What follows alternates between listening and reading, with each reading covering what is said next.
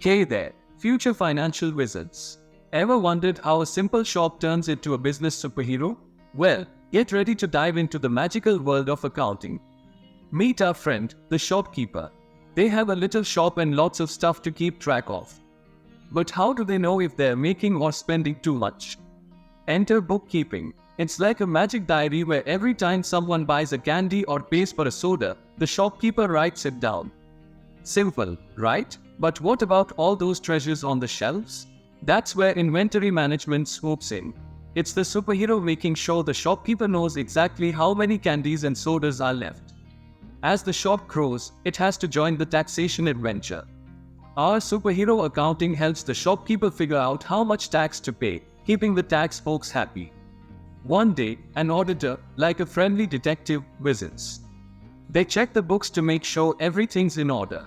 It's like a surprise party to keep the shop's finances on the right track. Drum roll, please. At the end of the year, the shopkeeper unveils the financial tale. With the help of computerized accounting, they can easily see if the shop made a profit or needs a little boost. And there you have it. Accounting, with its magical bookkeeping, inventory management, taxation, and audits, turns a simple shop into a business superhero.